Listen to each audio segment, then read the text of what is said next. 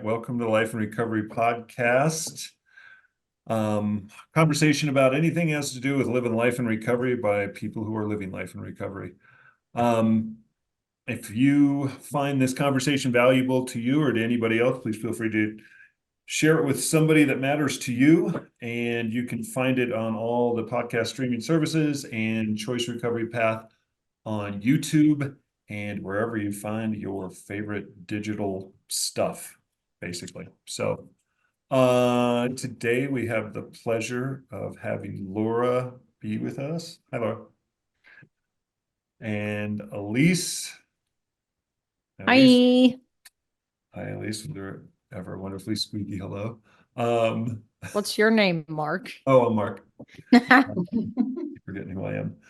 So, as we always do, it's how do you live life in recovery? So, Laura, where this kind of started a long while ago was I was talking with a couple addicts that are brand new in recovery, and we were debating how do you live life and recovery?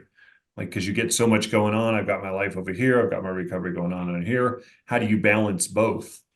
And then it dawned on me, I'm like, you don't have a life and recovery, but you have a life in recovery.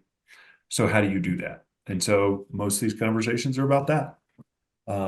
There's no wrong answers. There's just experience. So, as we were starting to talk, what's been going on in your world lately? I mean, you just talked a little bit before we got rolling about some travel Right. luxuries. What happened? Yes. I mean, you're right. Luxury problems. Here I am on an airplane flying out across the country to go see my grandchildren and celebrate their first birthday.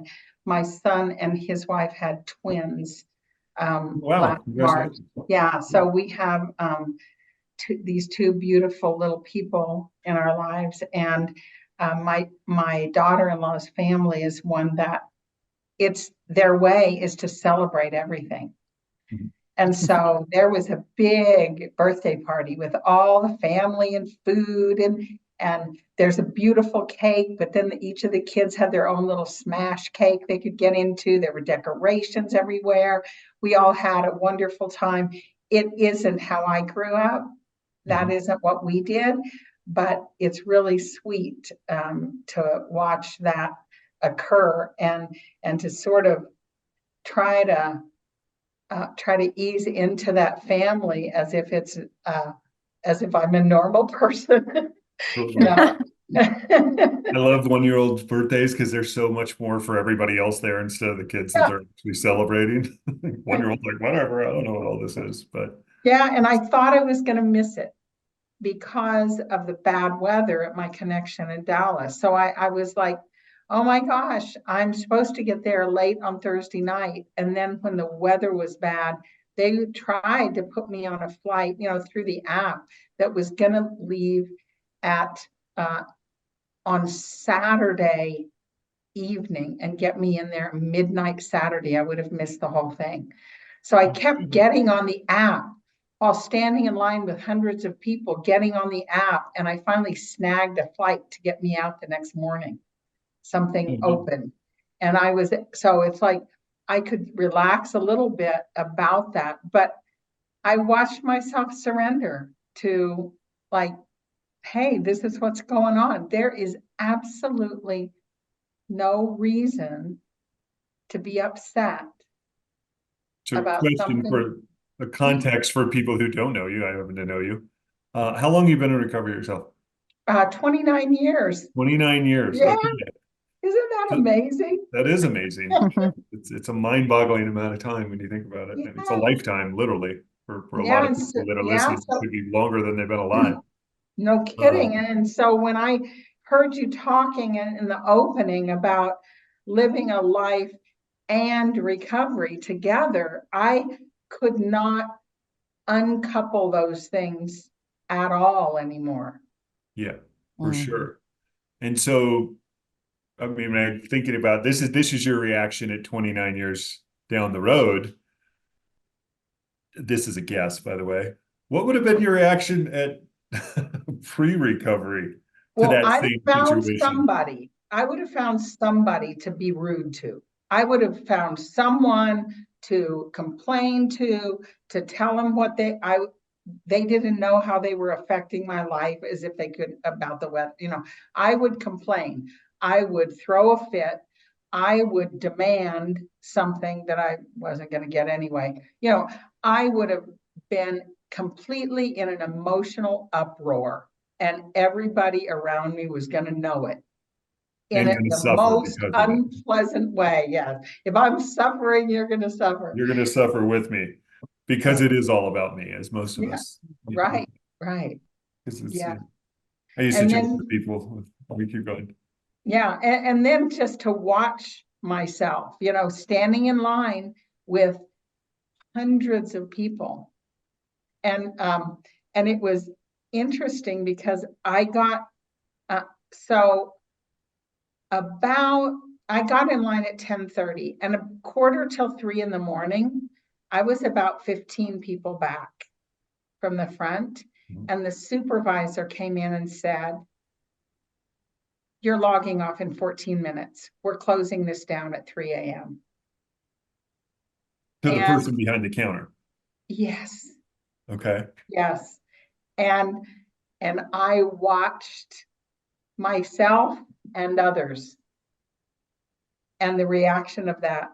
And there were several of us, we just sat down in the line because they were going to reopen at 5. And then some people were just screaming. Oh, I'm sure. Oh, they were just screaming, "We've been in this line for 5 hours. You can't do that." Like just having a fit. And I realized in that moment, the only question I have is, when will my luggage get there? Will it wait for that later flight, or are they going to send it as soon as possible? Yeah. So as that everything shut down, I leaned over one of the stanchions and I said to the supervisor, "What's the plan for luggage?" And he said, "Oh, they'll put it on the first plane." I go, "Okay, great." So I left the line and I went and slept, well, sort of, on the Yeah. floor. Rest as best you can. Yeah. And I was okay with it. Like, I'm gonna be okay. I mean, I want to ask you something because how can I ask this? So basically, you talked about a time in your life when your head would have exploded and you would have taken everybody down in the explosion with you. Where in that process did pause happen that you step back, stopped and reflect to say, hey, this isn't who I want to be anymore? I mean, first question is, was there that gut reaction to have your head explode? And then B, what stopped you from letting that happen? You know, it did take a while, but I can't remember a moment, but I would guess it was my first 6th and 7th step. Looking at character defects, looking at how spiritual principles can override those defects.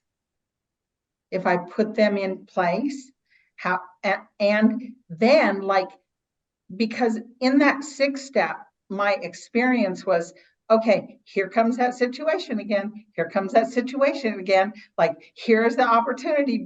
I wasn't different. Well, for those who don't know, would you just give a little example of what the 6th and 7th step is for some people who may not know? Okay, so the 6th step is about identifying character defects. What's a character And defect? a character defect is some characteristic that I have that gets in the way of me being the person that I want to be. Okay. Okay, perfect. Or that some would say the person that my higher power would have me be, my best self. So Okay. that I end up like tripping over myself. Like when I say, "Oh, kindness is so important to me," but then I just say something mean. Okay. You Yeah. know, it's like, ugh, like there I am. That person like stole my parking spot. Ugh, like, and then I just go, okay, okay. I lash out and then I go, "Oh, I could have done that so much better. How could I do that better, differently?" And then the 7th step is about humbly asking our higher power to remove the shortcomings. And the shortcomings are about the way that we act out in those character defects. So, to me, those are entwined. But doing the sixth step at first, my experience is that those opportunities to be different come up, and sometimes I'm able to, and sometimes I'm not able to be different in those same situations, you know.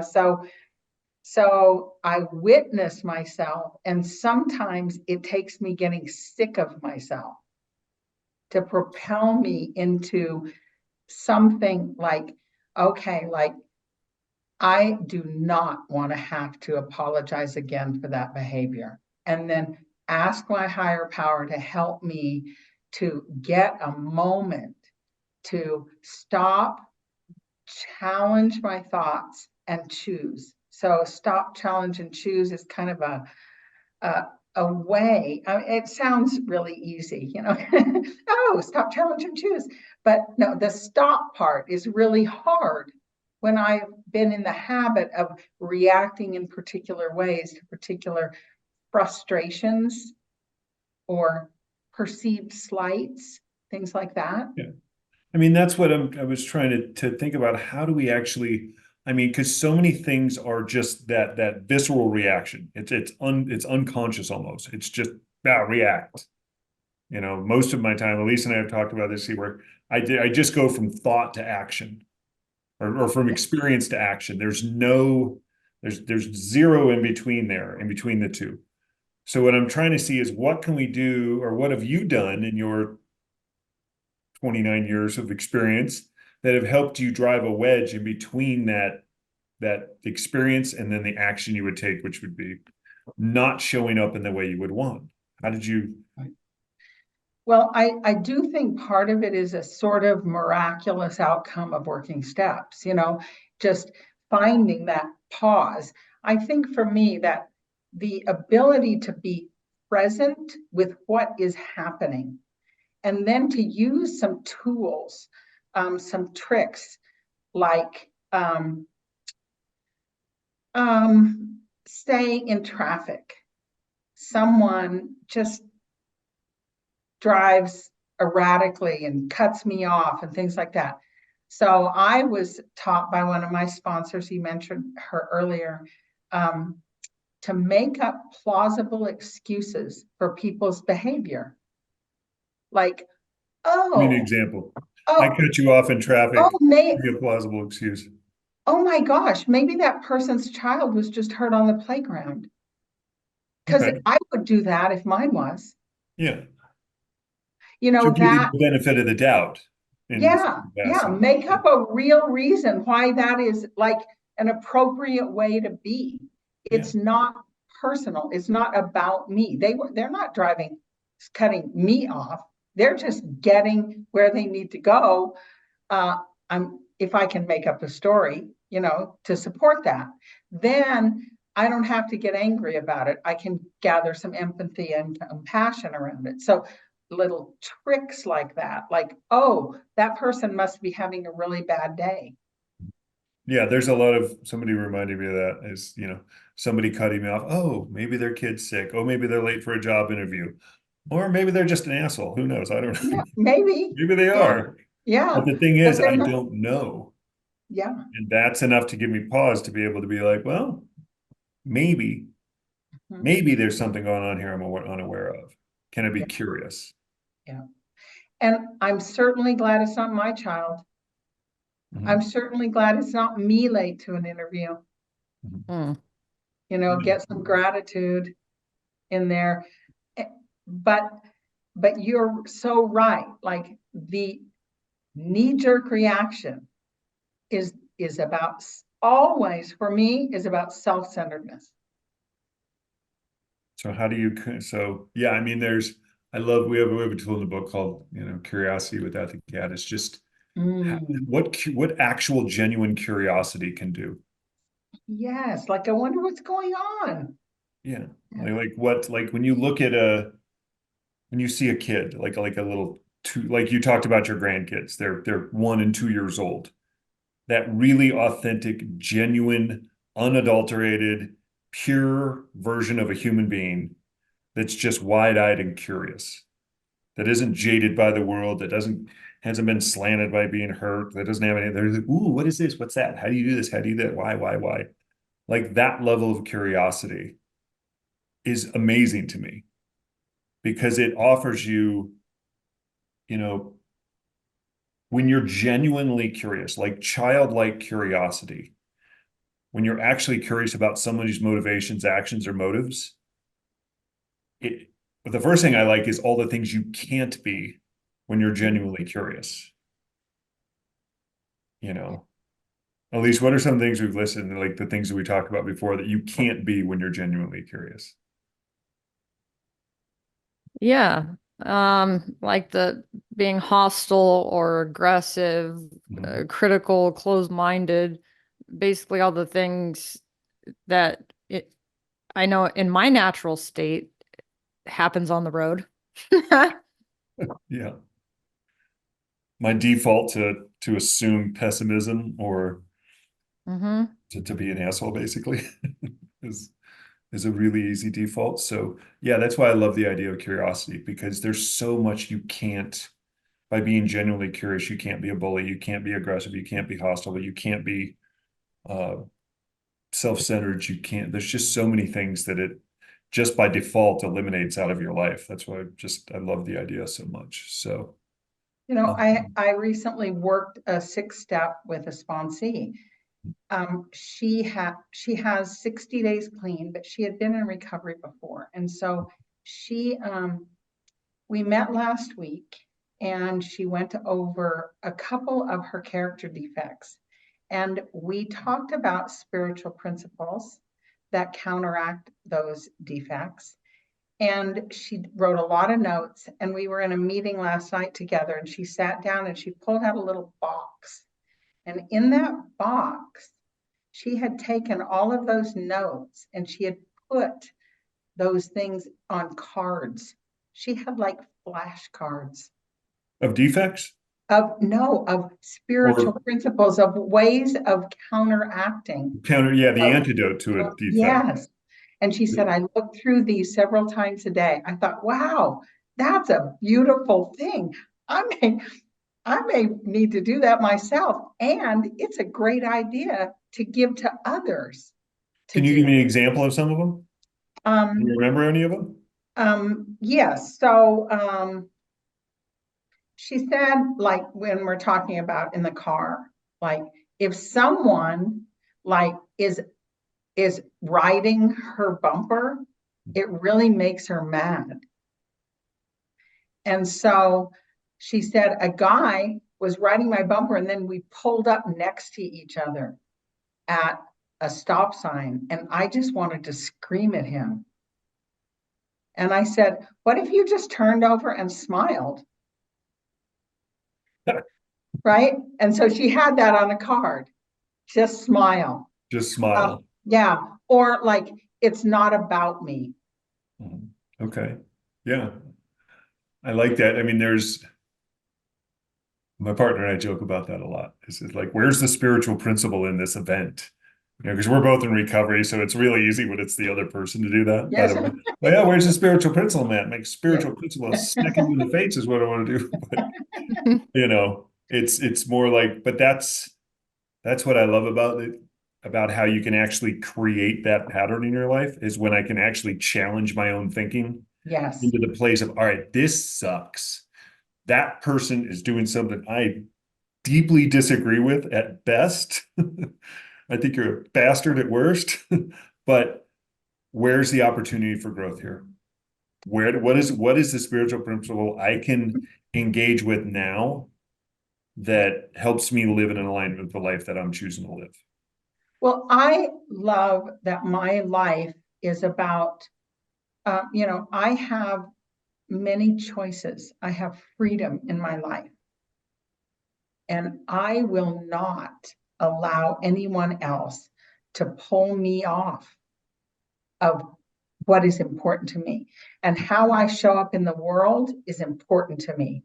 If I show up as engaged and kind, giving people the benefit of the doubt. I'm going to add this genuine curiosity in there. That is a really beautiful principle. So I have gotten to the point where I know who I am and what is important to me. And kindness is really, really important to me. All right, so you bring up a good question. I've asked a lot of people I'm really curious about, and Elise, I want to ask you the same thing. In your, sorry, I keep bringing up the time, but 29 years of experience at this, and your 29 years of wisdom, if you had to pick your top 3 to 5 things that have just been ride or die without fail, the most important in your process to date, what would they be?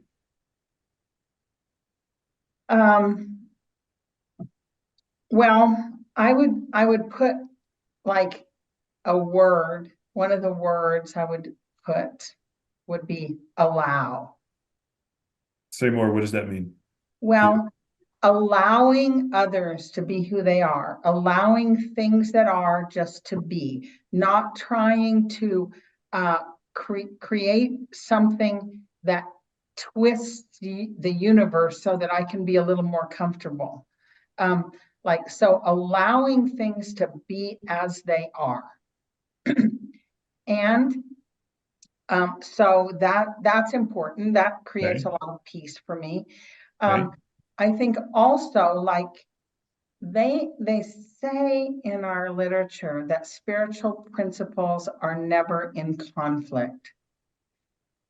I'm not so Spiritual sure. principles are never in conflict. Conflict. I'm not so sure about that, but I do have some principles that are important. Like kindness is probably my number one thing. The way that I want to be in the world is kind. Okay. So Now, allowing kindness. Keep going. Sorry. so also like honesty is important to me, Okay. but kindness is more important Okay. because Why? Why is kindness more important than honesty? because I don't know the truth. Okay. So to think that I have like a truth that I can honestly like proclaim, Mhm. it's a fuzzy concept to me. So one of the things our literature says is everything we know is up for revision, especially what we know about the truth. Everything we know is approved. So, by the way, for anybody who doesn't know, when we keep referring to the literature of Narcotics Anonymous, of all the Yes, books we have. So, yes, that is from the basic text. And so to understand that I don't have the answers, like, so I guess I would say the other one is like, stay in my lane. Like, I am responsible for me. And, okay. and I can stay plenty busy trying to figure out what's best for me. I have absolutely no way of knowing what is best for anyone else. Okay. Okay. So allowing other people, or allowing in general, kindness, honesty, staying in my lane. Mm-hmm. Okay. Yeah. Elise, what would they be for you if, like, in your experience to date, what have been the most important things to you that have gotten you to where you are? I really like what Laura was saying about, because things be like in conflict of like sometimes like you have to, it's almost like prioritizing the spiritual principle of the moment, like both of these things are good, but right now this is the most important one. And I've felt that before, and I think maybe kind of like the wisdom to know the difference, like that's one of the hardest parts, is like, what is the most important aspect of that? Is it more important for me to speak my truth here, or is it more important to show compassion? And so I feel like the most important spiritual principles change for me. I definitely have favorites because they're more enjoyable to me, like creativity or like mindfulness. And there are others that I don't like so much, like humility, but I think it depends on where I'm at, like just being honest of about like my using in the beginning, that was mind blowing for me. Like the honesty had to happen there to get through the denial enough to even get in the door to finding a solution, to realizing I need a solution. But like the principle changes, and I think the area of the principle, right? It's like because the principle continues to like expand, like you both were talking about like it's life in recovery. And so I might realize, oh, I'm honest about my using. Great. Then now I move forward. And then the next thing is like, oh my God, I have to be honest about like what I'm actually capable of so that I don't overpromise things to people and then let them down. And then it's like, oh my gosh, I have to be honest about how I feel and not like minimize what I feel to make space for other people. And so like it continues to like grow out and expand too. I love that we're talking about like um this idea kind of what I'm hearing from Laura is like it's so cool when you get to be like, oh, I have been working these principles. You're like almost looking at yourself from outside of yourself and being like, I've done some things, like this is my natural reaction now. This is my natural response. How cool is that? You Yeah. know? I mean, I like the idea of spiritual principles, except when I first heard it, I didn't have any clue what the hell people were talking about. To be bluntly honest, I was like, spiritual principles, the clouds will part and beams of light will happen, and I'll be bestowed with like a tablet or something that has words on it that I can follow. But it's just what I like in others. It's what I like in you guys. It seems to be the most. But also in the program, they say 3 of these spiritual principles that are indispensable Mhm. are honesty, open-mindedness, and willingness. And I remember thinking, those are spiritual principles? Yeah. Honesty, open-mindedness, and willing is a spiritual principle? I'm like you, I didn't know what people were talking about. But they're indispensable. Oh my gosh, I better get with these. How would you define spiritual principles, Laura? What does that mean to you? Well, I guess that I would say that first, I would have to say that my spirit is some part of me that is connected to something bigger than myself. Right. And so when I think of a spiritual principle, I think of it as a higher function. Like I think of my higher power kind of in as opposed to my lower power. Like my lower power is my ego, what I want, in the moment. It's all self-centered and immediate, Okay. and serving what I want this moment. And then my higher power is the part of me that is connected to something bigger than me. And as we understood it, I don't understand it, but um, um, so those spiritual principles come from some broader place than my egotistical humanity piece. And so for me, it is a thing to strive for, to be my best self, to be in alignment with my higher power. Then I have the opportunity to seek these principles that do not come naturally to me as an egotistical human, but they're a reach for me that I can attain, not fully, but that I can touch, that I can get a sense of when I am in alignment with my higher power. So it continued. So what is, I mean, I think a lot of people see someone with your length of time or your amount of recovery, and they think it just must be perfect and gravy. There's no further iteration necessary. There's no next step. It just must be perfect by that stage. But I've come to find that's for most people, that's the furthest thing from the truth. It's just a No. different layer of level. So what's next for you? What's the next work in progress or evolution of you? Well, Or what do you aspire for at this even stage? when I just think about those three spiritual principles, right? Mhm. Like honesty is not always easy for me. Um,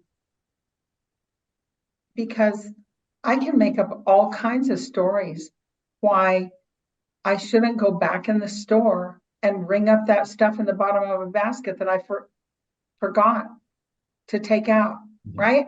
I they won't know. Like I can do that easily. I can get myself to like, yeah, that doesn't matter. Or open-mindedness, that idea, like, well, I I know some stuff. I know some stuff, and and I get closed-minded to things. Mhm. I am I am helping with the new activities subcommittee. It has a bunch of people new in recovery. And a couple of us were asked to go help them get in alignment with the financial piece of it. And and they are doing the craziest, wildest stuff. Like, and there's part of me that is like, are you people crazy? Like inside, like, no, I'm not at all open-minded. You can't call that a rave. You know what? How are you ever going to get a church to let you in there? You call it a rave. What are you people doing? Like that. So I get, I can find myself being closed-minded, and then the willingness, like, okay, like, hey, I got 29 years of recovery. Do I have to pick up a pen again today? Do I really have to make that God box my sponsor told me to do? Well, yeah, yeah. Finding the willingness to just do, um, you know, to do the next thing. So just in those things, I always am in um, I'm always with my humanness. Always with your humanness. I love that. Elise, what's on the horizon for you in your recovery? I'm just curious. We talk a lot. I don't know if I've ever asked you that. Um, What's next for you? well, this weekend, I'm moving to a cheaper place. And I guess that is a next layer of honesty for me. I've been able to support the one I'm in because I have money that my boyfriend who passed away, was in his life insurance. And I'm doing a lot of work on letting go of all my relationship patterns. And I feel like this move is also, it might not seem like it on the surface, but it has a lot to do with it. Like nobody's going to save me but me here. And so I need an affordable place now for being realistic financially, and that's like a really big thing for me. And to be okay with it being scary, um, and okay for me to be, I'm never alone, but I'm not dependent on anyone in this, And so even though it's scary, like it's going to feel really good too, to like kind of just raise the bar on my own accountability to myself and my goals. Um, and I'm sure it will be challenging as well because I'm going into co-living, so I will have roommates. And as an only child, that has been a constant battle for me, like living or interacting with other humans. I'm very used to always having my own space, and that can be problematic too. So I know that it's going to challenge me in that area of, um, yeah, talk about honest and kindness, right? Being kind and also being able to say things like, I'm not okay with you blasting music at 1 a.m. if that's the case, but that I'm sure that will be another level for me coming soon. It's a continued growth. I love it. Shit, what's next for me? I guess I'm not than anybody else here. I mean, I'm starting to split some time in between two cities, between Albuquerque and San Diego, which is its own, brings up so much, it's really cool, to be closer to the water and the beach and all the things that that sounds like, but it also creates another level of stress of, or different level, it's easy to sit really in my little comfortable bubble where I know everything and everything works. That's exactly how it's worked out.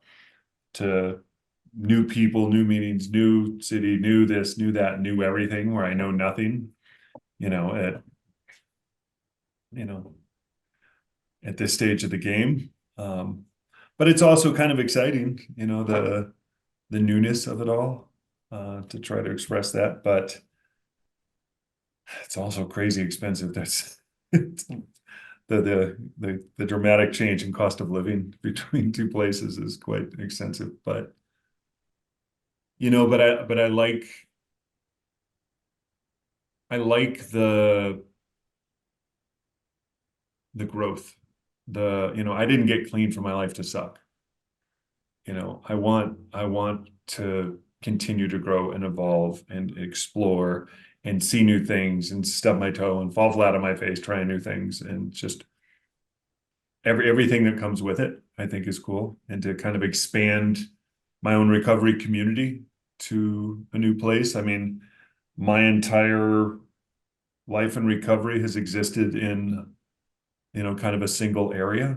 I mean, I know a lot of people around a lot of places, but to kind of try a new place is kind of cool. A little scary, but also kind of cool. So to be that uncomfortable new person at the meeting, just stay there, oh hey, what you doing? Where, at home I know literally everyone in the state. But it's also kind of fun, I don't ever want to quit evolving, and I think this is just kind of a next level, a next evolution to that. So I think it's been kind of cool. So um well, I really appreciate what you guys which we were talking about today. I mean, that Lori brought up a lot of things that really made me think. Um, was there anything today that you took away that kind of stood out to you from this conversation that made you take pause or think? Well, I do, I know both of you, Mhm. but I think I know you better. I really enjoy, like, I think that is another thing that I've learned in recovery is I really enjoy like kind of digging in with people. Mm-hmm. Not that surfacey stuff. Mhm. And Yeah. so the idea that, you guys are, got really shared honestly and, vulnerably about what's really going on really is, um, it gives me the courage to do that because, you said people may think at 29 years clean that you have every everything is just so easy and smooth and life must just be, fabulous. Well, life is still life. And so sometimes I think that about myself too. Yeah. Like, you have 29 years clean, everything ought to be right. Yeah, for sure. Who said? Yeah, that's something I made up, and so yeah, I really appreciate that you acknowledge that and it made me think about it more about how I feel about myself too. Yeah. I mean, I think it's really amazing. It's like somebody asked in a meeting that I was at, does it get better after you've been here a year? And I was like, I don't know if it gets better, but it gets different. You know, the way Yeah. we approach things gets different, you know. We were in a conversation yesterday, and we were talking about um, like like I could probably have a glass of wine. I would be fine, right? And for I don't know, and I won't know because I just don't want to. Mm, Like, what's easier for me is to value what I have way more than any other action that I might do or thought I might have. Like, because my life has completely entwined. Like, yeah. I have my community of people, and I wouldn't want to give that up. Oh, absolutely. I mean, Where would I go? What would I do? I don't know I don't know another way of life now. that's awesome. It's like, and not wanting to, you know. I Yeah. remember, I don't know if I heard it where it came from, but somebody telling me if we don't create a life in recovery more than the life that we want, more than the life we had using, then we're going to use. And I Yeah. agree with you. Like I want this life deeply. You Yeah. know, I really love the clarity. I wouldn't exchange, I mean, now granted, I'm no Mensa candidate by any stretch of the imagination, but I love to know that I'm firing on all cylinders most days, you know, and there's no haze or there's no fog or there's no alterated version of me that you know that's out there right now. So And I would say that I could say with to that person who was asking, does it get easier? mhm. I don't, I mean, life doesn't always isn't easy, but I know for me, it's easier to stay clean than to get clean. And for the people that I've seen that relapse coming back, they, if they don't die, getting clean is really, really hard. And for me, staying clean is not at all hard. Yeah, Hmm. yeah, I agree. The sponsor talks about there being kind of the three stages: the getting clean, the staying clean, and then living that way, living clean.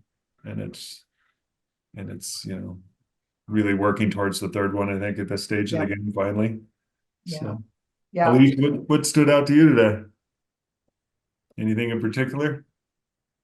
I just always enjoy, I like, Laura was saying about just going into the deep, I think that's one of my favorite things about people in recovery is like we we can do that. And probably we can do that because have become so aware and so self-reflective. Like we have things to talk about in that area.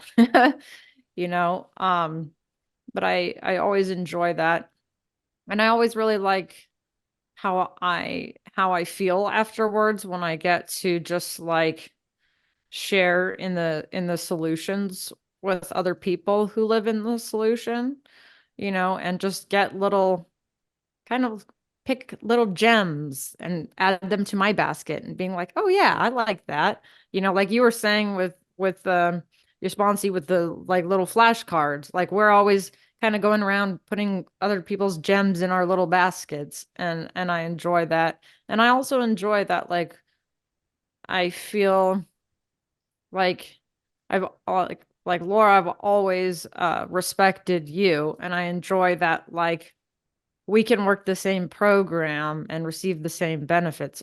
We're all different people, but like we can use the same tools, and so I enjoy hearing just like the honesty of like, yeah, I still use tools, but also like the hearing the benefits like of doing the work. It's like, wow, I am showing up differently than how I used to.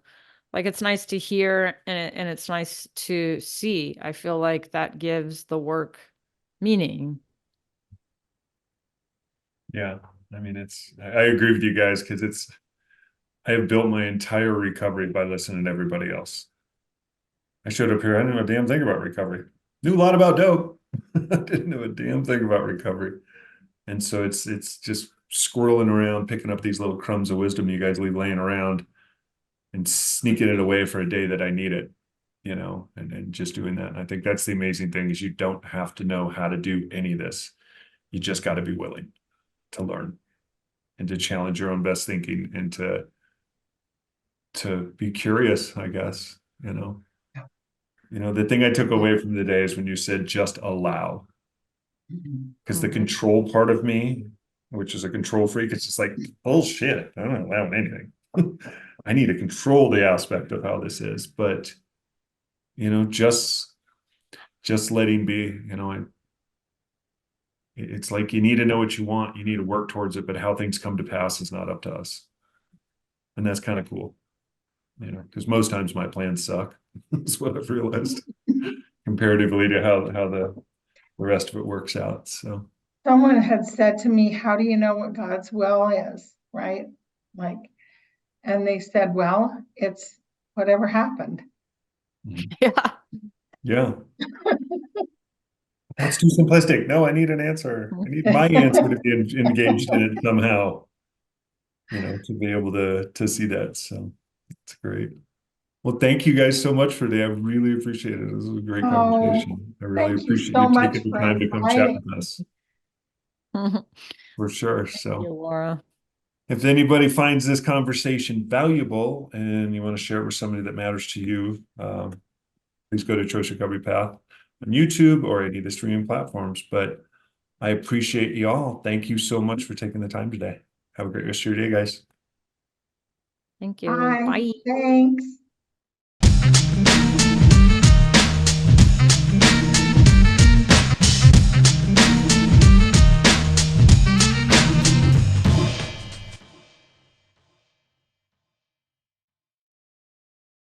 All information and other content supplied or communicated in or through this video is for general informational purposes only and does not or nor is intended to constitute legal or medical advice. Any viewer of this video should contact his or her own attorney, doctor, or other applicable advisor or practitioner to obtain legal, medical, or other applicable advice with respect to the accuracy, reliability, or potential application to such viewer of any matter discussed or portrayed in this video. Please do not act or refrain from acting in any way based on any information or content supplied or communicated in or through this video. The views expressed during this video are those of the individual presenters only and not those of Choice Recovery Path LLC or any of its customers, suppliers, or affiliates. Any liability with respect to actions taken or not taken by any viewer based on any information or content supplied or communicated in or through such video is hereby expressly disclaimed. All such information or content is expressly provided as is and free of any representation or warranty of any kind.